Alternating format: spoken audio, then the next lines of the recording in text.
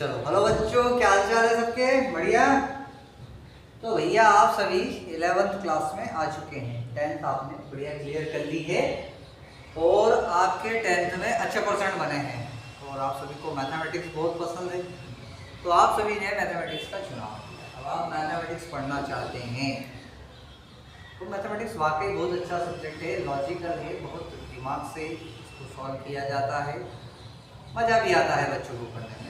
तो आप लोगों ने मैथ्स लिया है तो मैं प्रवीण सोनी आपको मैथमेटिक्स पढ़ाऊंगा क्लास 11th। स्टार्ट करते हैं। पहला चैप्टर हम एनसीईआरटी बुक रेफर करेंगे। कौन सी बुक रेफर करेंगे? एनसीईआरटी का मैथमेटिक्स रेफर करेंगे। आप सभी के पास बुक्स हैं तो अपनी बुक्स ओपन कर लें और चैप्टर पहला हम स्टार्ट करते हैं। चैप्टर फर्स्ट क्या है भैया? सेट्स।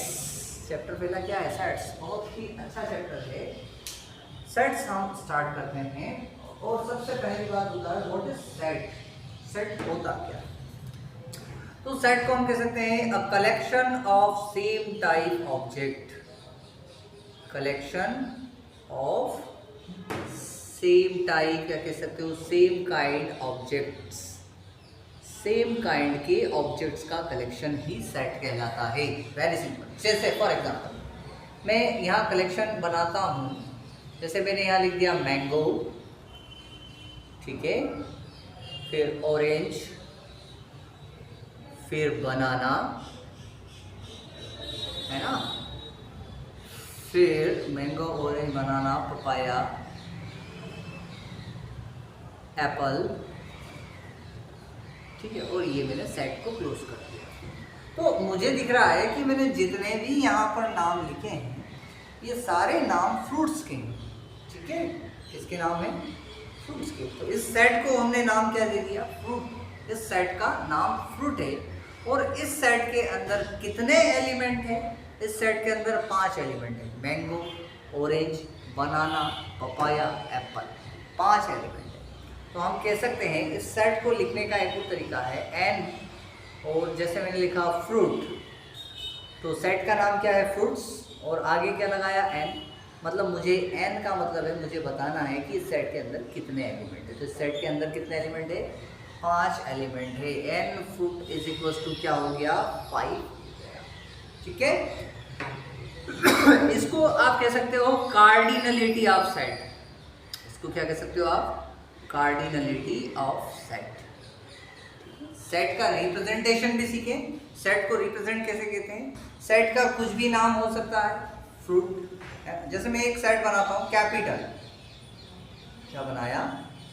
कैपिटल नाम से मैंने एक सेट बनाया। तो इस कैपिटल के अंदर मैं लिख दूंगा एमपी, मध्य प्रदेश। मैं मध्य प्रदेश से बिलोंग करता हूँ, शाहजहाँपुर से, तो एमपी। फिर आप लिख सकते हो बिहार, ठीक है। फिर आप लिख सकते हो इसमें हिमाचल प्रदेश, फिर आप इसमें लिखते हो उत्तर प्रदेश, है ना, फिर इसमें आप लिख सकते हो उड़ीसा, और जितने भी सेट है सारे कैपिटल्स यहाँ लिख दो। तो आप देखोगे कि एलिमेंट्स सब सेम। सॉरी, कैपिटल नहीं लिखता हूँ, उसको स्टेट लिखता हूँ। सेट का क्या लिखता हूँ? स्टेट। तो ये हो गई आपके पास सेट जिसका नाम है स्टेट। अगर मैं कहूँ एन, ये जो आपके पास जो सेट बना हुआ है स्टेट, एन स्टेट कितना हो जाएगा? 1 2 3 4 5, ये भी 5। आप एक नाम और बढ़ा दो, है ना, कर्नाटक, क्या बढ़ा दो? कर्नाटक। तो इसकी कार्डिनलिटी अब कितनी हो जाएगी? 6 हो जाएगी। तो सेट को रिप्रेजेंट करने का तरीका क्या है? बहुत ही आसान है। जितने भी एलिमेंट्स हैं वो सब सेट के अंदर लिखते हैं और बीच में कॉमा आता है। जैसे कि मैं लिखता हूँ एक सेट नंबर्स, क्या लिखता हूँ? नंबर्स। तो इस सेट के अंदर मैं लिखता हूँ 1 2 3 4 5 6 7 8 9। These are the numbers. Counting numbers हैं, इनको क्या कहते हैं हम? नंबर। 9 तक नंबर है। तो हम कह देंगे कार्डिनलिटी एंड नंबर की कार्डिनलिटीज कितनी है? नंबर की कार्डिनलिटी 9। इसके अंदर 9 एलिमेंट्स। इस तरह से आप किसी भी सेट को डिफाइन कर सकते हैं। देखो हम चैप्टर सेट्स पढ़ रहे हैं, तो सेट्स की थ्योरी सबसे पहले किसने लिखी और किसके दिमाग में ये बात आई थी कि हम सेट डेवलप कर सकते हैं? एक जर्मन मैथमेटिशियन थे जॉर्ज कैंटर, 1845 1918 ये जन्म डेट है, मृत्यु दिनांक है ये। तो इन्होंने जॉर्ज कैंटर जर्मन के मैथमेटिशियन थे, इन्होंने सेट की थ्योरी दी। ऐसा भी कुछ मैथमेटिक्स बन सकता है कि हम सेट डिजाइन कर सकते हैं, ऑल काइंड्स ऑफ एलिमेंट्स को एक साथ रख सकते हैं। आप अपनी डेली लाइफ में भी सेट्स देख सकते हो, जैसे स्कूल है तो आप स्कूल का भी एक सेट बना सकते हो, ठीक है। जैसे मैं स्कूल का नाम लिख देता हूँ स्कूल, ठीक है। अब आपके शहर में जितने भी स्कूल हो, जैसे CPS, HJC, फिर हो गया KV, फिर कॉन्वेंट, फिर सरस्वती शिशु मंदिर, फिर SCPS, तो ये जितने भी स्कूल हो गए इन सबको आप अगर एक साथ रख दें तो ये स्कूल का सेट हो गया। स्कूल के अंदर भी आप सेट बना सकते हो। अगर आपके स्कूल में क्लास 11th का एक सेट बना सकते हो, क्लास 11th में रमेश है, सुरेश है, दिनेश है, महेश है ना, महेश है, सीमा है, सीमा, कोई भी नंबर 2 बार रिपीट नहीं होता सेट में, ये शर्त है, सेट में कोई भी एक ही एलिमेंट 2 बार रिपीट नहीं होता। सीमा है, मिताली है, जो भी नाम है ना, गरिमा है, जो भी नाम है, सारे आप एक साथ रख लो तो ये सेट हो गया। अब मैं आपसे पूछूं कार्डिनलिटी ऑफ क्लास 11 सेट की कार्डिनलिटी कितनी है? माना आपकी क्लास में 30 स्टूडेंट है तो आप इसकी कार्डिनलिटी 30 हो जाएगी। अभी हमने जो सेट बनाया है 1 2 3 4 5 6 7 एलिमेंट्स आर देयर, तो इस सेट की कार्डिनलिटी कितनी हो जाएगी? 7। तो ये बेसिक एग्जांपल आपको समझ में आ गए होंगे। अब मैं कुछ स्टैंडर्ड सेट्स लेता हूँ, हमारे पास कुछ स्टैंडर्ड सेट है और उनके सिंबल भी फिक्स हैं, वो हमको याद करना ही है। पेज नंबर 2 देखें आप आपके एनसीईआरटी बुक में, आपको कुछ स्टैंडर्ड सेट दे रखे होंगे, पहले इनको देखें और पहचानें। जैसे some standard set, some standard बिल्कुल फिक्स हैं ये सेट, स्टैंडर्ड सेट्स। जैसे आपके पास लिख दिया है n, तो n मतलब होता है सेट ऑफ नेचुरल नंबर्स, है ना, सेट ऑफ नेचुरल नंबर्स। तो set of all natural number start 1 2 3 4 5 6 7 8 9 10 dash, this is the set of natural. इसमें सारे नेचुरल नंबर्स आ जाते हैं, this is the set of natural number और it is always represent by n। आपकी किताब में कभी भी n लिखा रहे कि a set n is given, तो आप देखते ही समझ जाइए कि सेट n का मतलब है ये नेचुरल नंबर सेट की बात है। फिर जैसे W सेट दिया तो ये होता है set of whole number. Whole number is always start from 0 0 1 2, छोटी क्लासेस में पढ़ा हुआ ना हमने, 3 4 5 6 7 8 9 10 चलते जाइए, तो ये हो गया आपके पास सेट ऑफ होल नंबर। फिर क्यू क्या है? Set of rational number. ये किसका सेट है? सेट ऑफ, छोटी क्लासेस में आपने नंबर सिस्टम पढ़ा होगा, ये सारे नंबर आपने देखे होंगे कभी न कभी। रेशनल नंबर, अब रेशनल नंबर क्या होता है? P/Q, जिसमें न्यूमरेटर और डिनोमिनेटर दोनों होते हैं, वो सेट हो गया रेशनल नंबर का, ठीक है। फिर Z plus set of positive integer. अरे P+Q बताना भूल गया, इसमें 1/2 3/4 7/5 9/8 कुछ भी, वॉट एवर भी, this is the rational number. Positive negative कुछ भी हो सकते हैं, क्यू में पॉजिटिव भी हो सकते हैं, नेगेटिव हो सकते हैं। Z प्लस ये है set of positive integers. Integers आपको पता है डेसिमल के नंबर नहीं, इंटीजर्स। कैसे इंटीजर भाई? पॉजिटिव इंटीजर, Z प्लस लिखा है ना, सो इंटीजर के अंदर आपके पास आ सकता है 1 2 3 4 5 9 8 7 वॉट एवर भी। तो set of all positive integer, सारे के सारे पॉजिटिव इंटीजर्स का R प्लस मतलब हो जाएगा set of all positive real number. ये क्या हो गया आपके पास? Set of all positive real number. अब पॉजिटिव रियल नंबर मतलब क्या है? ये रियल नंबर जो है ना, ये बहुत कमाल है, इसको आपको सीखना चाहिए।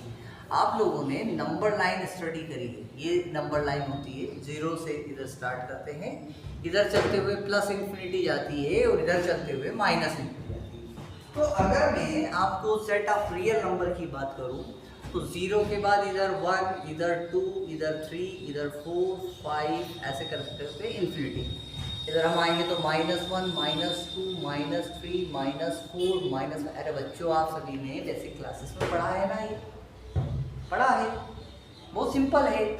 अब देखो इसमें क्या है, 1, 2, 3, 4 ये सब तो पॉजिटिव इंटीजर हो गए, -1, -2, -3, -4, -5 ये नेगेटिव इंटीजर हो गए।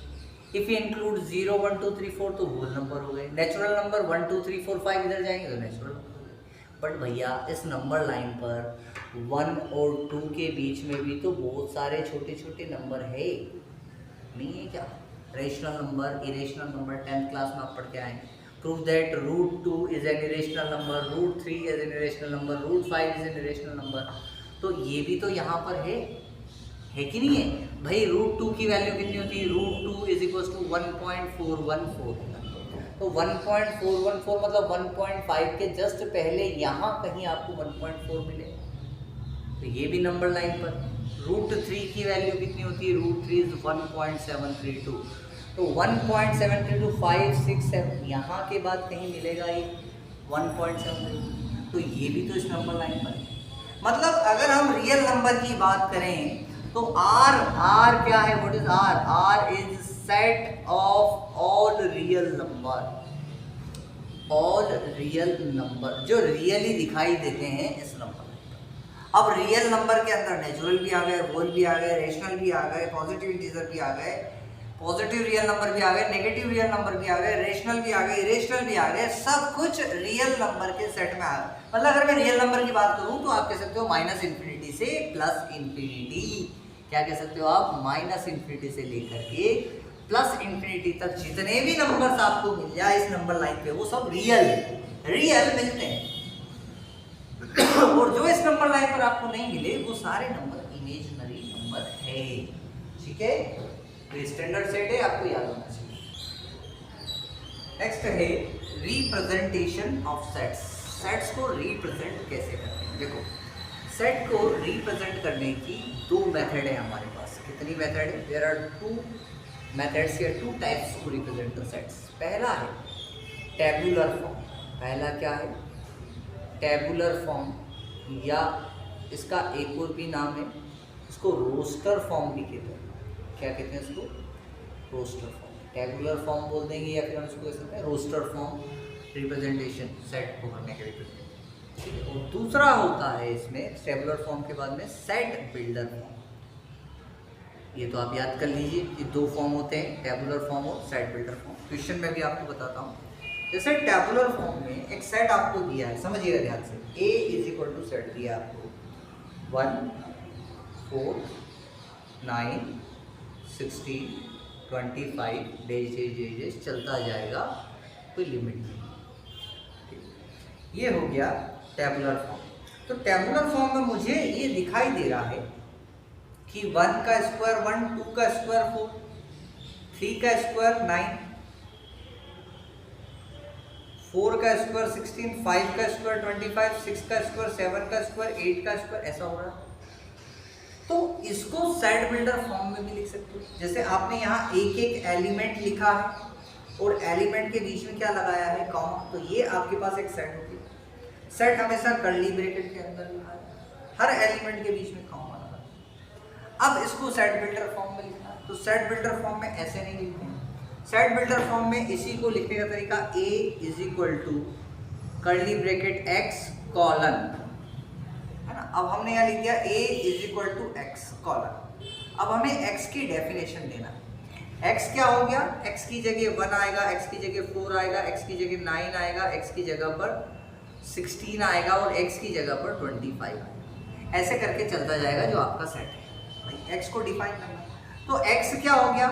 x की डेफिनेशन लिखेंगे, x is a square of natural numbers.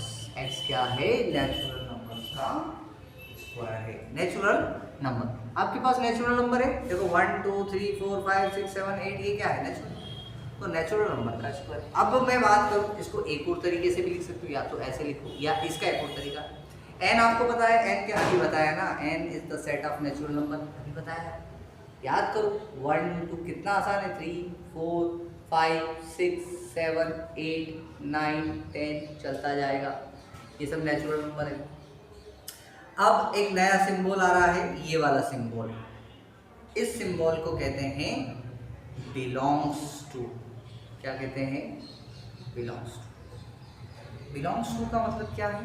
जैसे कि मैं आपसे बात करता हूँ, MP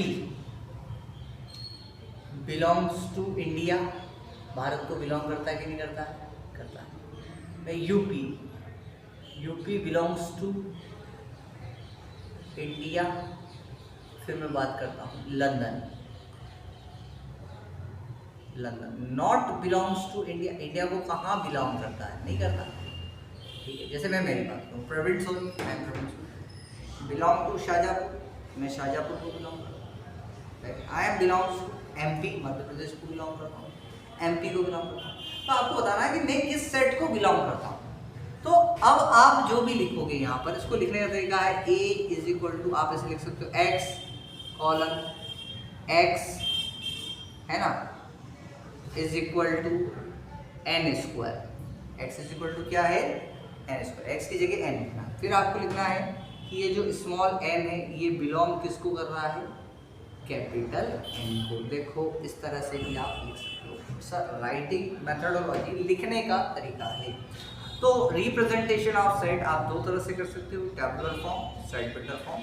ये आपकी NCERT का एग्जाम्पल नंबर 3 था जो मैंने आपको एक्सप्लेन किया।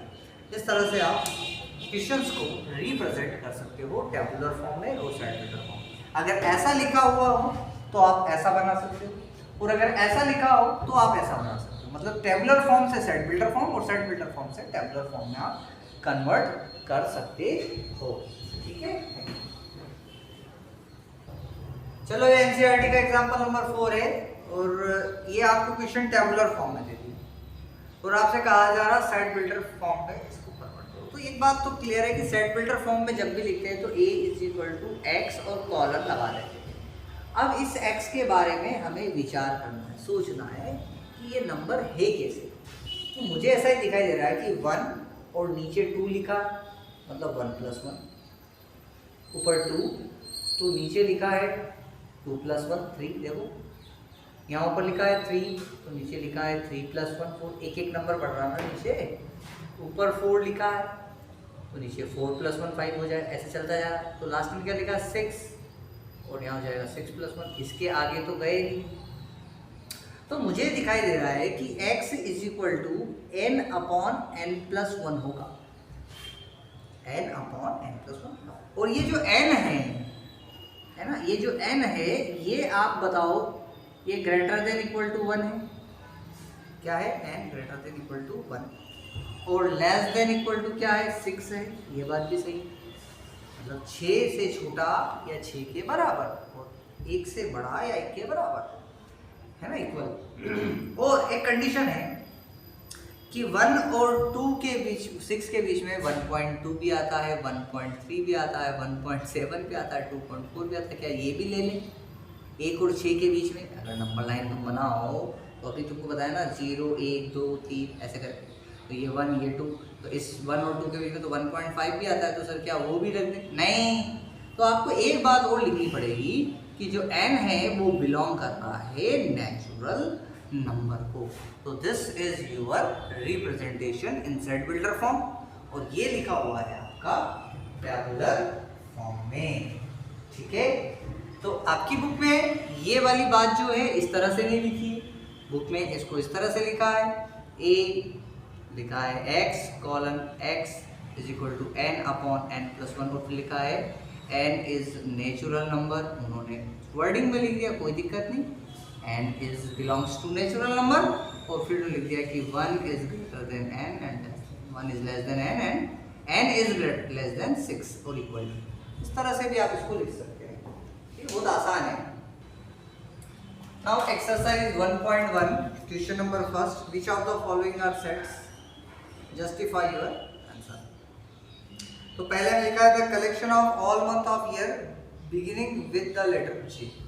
अरे भाई ईयर में आपको कलेक्शन करना है उन मंथ का जो जे से स्टार्ट होते हैं। तो मेरे हिसाब से तो सबसे पहले आएगा जून, फिर आएगा जुलाई, है ना, जून जुलाई, जनवरी फरवरी मार्च अप्रैल मई जून जुलाई अगस्त सितंबर अक्टूबर नवंबर दिसंबर, बस ओनली केवल ये 2 ही मंथ है जो जे से स्टार्ट होते हैं, बिगिनिंग विद द लेटर जी। हो गया। The collection of most talented writer of India.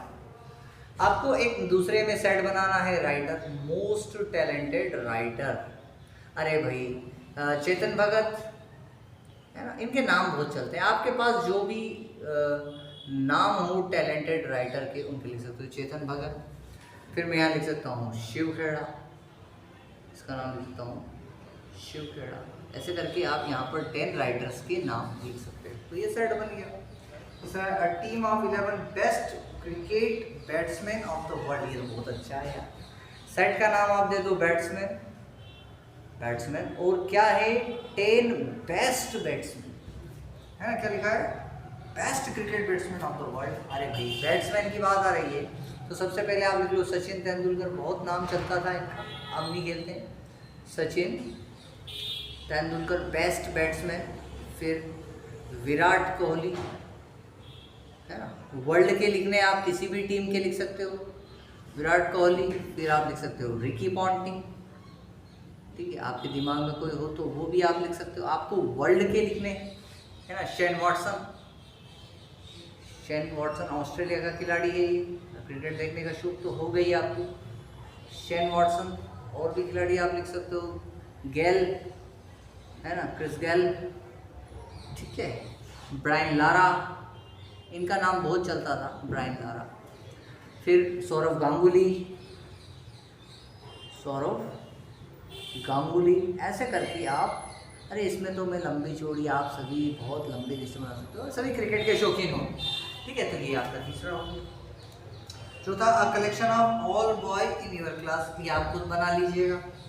The collection of all natural number less than 100, 100 से छोटे, मतलब 1 से लेकर के स्टार्ट करोगे तो 2 से लेकर ऐसे करते करते लेस देन 100, 100 से छोटा मतलब 99 तक आप जाओगे।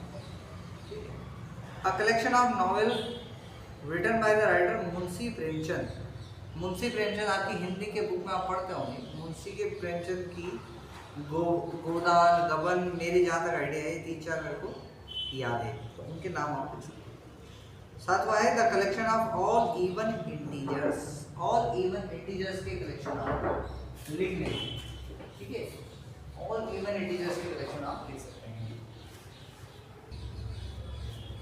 Collection of question in this chapter, आराम से आप कर लोगे। इस बुक में 15 चैप्टर हैं, उनके कलेक्शन का नाम लिख लीजिए। अ collection of most dangerous animal of the world, world में जो मोस्ट डेंजरस एनिमल्स हैं, आपको जो भी याद आए उनके नाम लिख लीजिएगा इस तरह से, और सेट्स आपके तैयार हैं। बहुत सिंपल से क्वेश्चन थे यार, बिल्कुल एलिमेंट्री नॉलेज है ये सेट्स का, क्या है, इसमें कोई कठिनाई नहीं है। क्वेश्चन सेकंड क्या है, क्वेश्चन सेकंड तो बहुत ही अच्छा है। क्वेश्चन सेकंड देखो, यहाँ से भी आपका एक बेसिक नॉलेज तैयार होगा, भूलना नहीं है इस बातें, छोटी छोटी बातें हैं पर ये धीरे धीरे बड़ी हो जाती हैं बातें। सेट दे रखा आपको 1 2 3 4 5 और 6, ये आपको सेट दे रखा। अभी एक लेटर आने वाला है सिंबल, जिसको कहते हैं ये, और इसका मैंने अभी नाम बताया था, इसको कहते हैं बिलोंग्स टू। क्या कहते हैं, बिलोंग्स टू। कोई भी व्यक्ति किसी ना किसी ग्रुप या सेट को बिलोंग करता है। जैसे मैं अपनी बात करूं कि Praveen Soni is my name, I belongs to, किसको बिलोंग करता हूँ, SCA, श्री चैतन्य एकेडमी। मैं SCA का मास्टर, फिजिक्स और मैथ्स का टीचर, तो ये मेरा बिलोंग।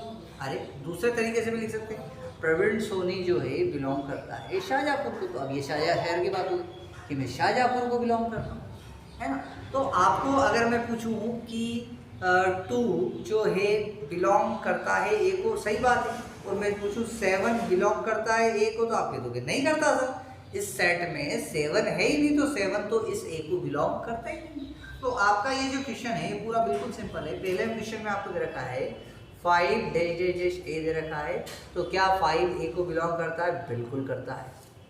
फिर आपको दे रखा है दूसरे क्वेश्चन में 8 डैश डैश ए, तो आप लिखोगे 8 नहीं बिलोंग करता है, तो आप बोलोगे नॉट बिलोंग्स टू। तो ये बिलोंग्स टू हो गया। और अगर इस पर मैं इस तरह से लाइन खींच देता हूँ तो इसको कहते हैं नॉट बिलोंग्स टू, ये बिलोंग नहीं करता है। ठीक है, तो ये इस तरह से बहुत सिंपल सा क्वेश्चन था। इसके बाकी के क्वेश्चंस पे भी belongs to not belongs to लगा सकते हैं। ठीक है,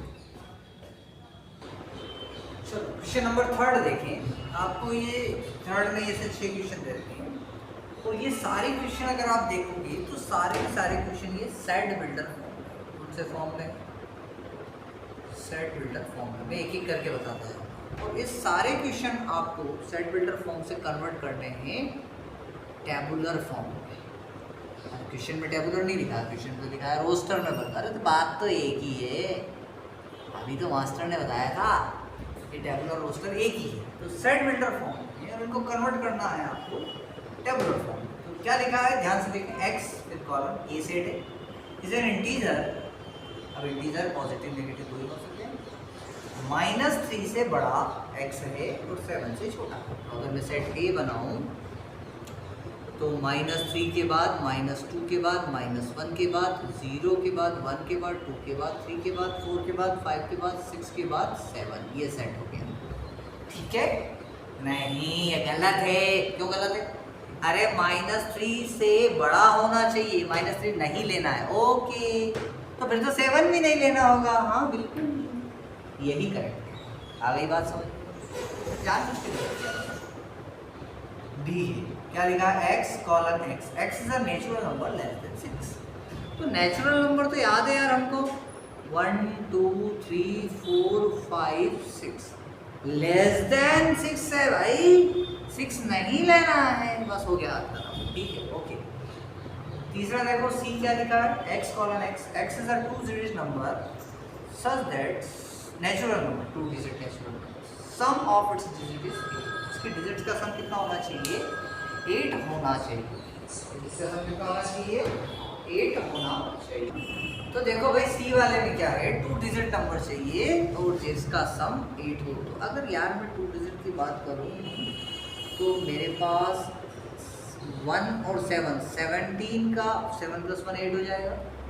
तो 2 6 हो जाएगा, फिर 3 5 8 हो जाएगा, 4 4 ओके, फिर 5 3 ठीक है, फिर 6 2 ठीक है, फिर 7 1 ओके, फिर 8 0 ठीक है, और फिर 0 8। अरे नहीं यार, ये तो 0 8 तो 1 डिजिट हो जाएगा।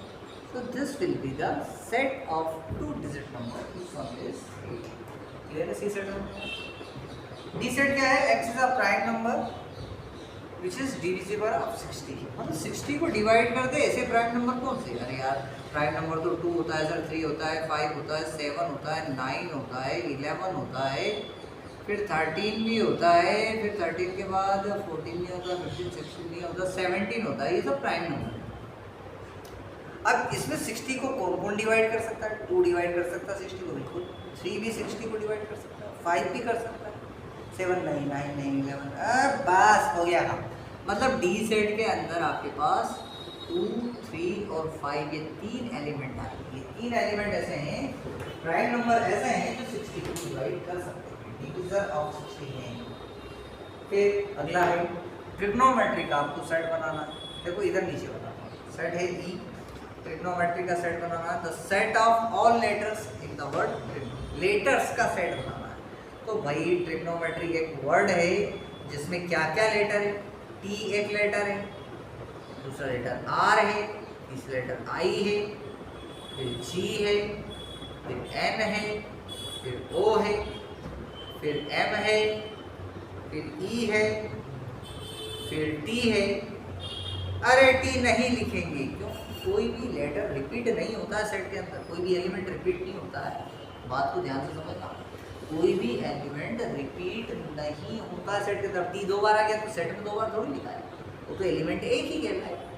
तो ई है, टी नहीं लिखाएगा, आर भी रिपीट होगा, नहीं लिखाएगा, वाई हाँ वाई नया है, तो दिस इज यूर सेट। इस बात को ध्यान रखना है, गलती मत करना है, बहुत आसान है सर। हाँ, पर इस बात का ध्यान रखना, टी 2 बार है, 2 बार नहीं लिखना है, 1 बार लिखना है। आर 2 बार नहीं लिखना है, एक ही बार लिखना है। ऐसे ही बेटर हो गया।